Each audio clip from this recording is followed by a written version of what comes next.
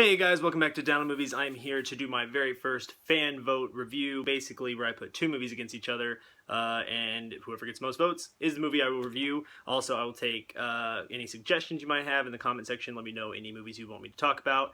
Whether I own it or not, I can always watch it, find a way to get a hold of it, and do a review for you guys. So, for this fan vote, I did two movies that are relatively garbage. One I was kind of hoping for more than the other one, basically, because it's at least more of a complete movie. It's one I watched as a kid, and that's the one that actually got the most votes, so I was a little happy about that. And that is Godzilla 98, from the creators of Independence Day, which means automatically it's going to be this amazing kind of in-your-face monster slash action slash mess of a movie.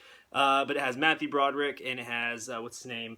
Jean Reno, I think it is, Hank Azaria, Kevin Dunn. It is directed by Roland Emmerich, which, I mean, that right there is enough to tell you that this movie is going to be fun. But this movie came out in '98. I was 7 years old. I loved it then, and it's one of those, like, as you get older, you kind of realize that your tastes change, and you're thinking, why the hell did I like that movie? So it'll always have a place in my heart. But as a movie, it is kind of garbage. So you have Matthew Broderick, who is a worm. I guess he studies worms and what their whole lives and all that stuff, and how they kind of live and all that. His girlfriend, like, what's her name? It says on back here. It is Maria Patillo. She plays the girlfriend. They kind of just broke up, but she's a reporter in New York. I think that's where it's at. If I'm wrong, then yeah, I think I'm wrong. Either way, wherever they're at, she's a reporter there. Hank Azaria plays her cameraman. And basically you have this kind of new take on Godzilla, because all the old ones, they were cheesy, they were people in suits, they were fun to watch, and you kind of knew what you were going into this. This was them trying to make it more mainstream, more cool, take it away from the Japanese audience, and make it what they wanted, which, as you can see in the back, if you haven't seen this, Godzilla doesn't really look like Godzilla. He looks like a giant dinosaur, which the funny thing in this whole movie is that they don't really get the size right. If you watch this movie over, Godzilla changes sizes. One second he's bigger than, a big-ass bridge, and then the next second he's really small compared to a building, and then one second he's taller than the same building he was just at. I mean, it's insane.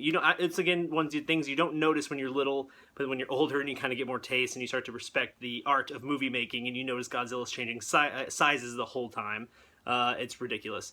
But basically, they get Matthew Broderick. They want him to help study, this thing, what's been going on, because, these fishermen's boats have been attacked, and they're trying to figure it out. I always keep forgetting his name. Jean Reno. I don't know why I cannot remember that. He is the one from Leon the Professional, if you don't know who that is. But that's the movie he was in, most known for. But he's kind of hunting down this big monster.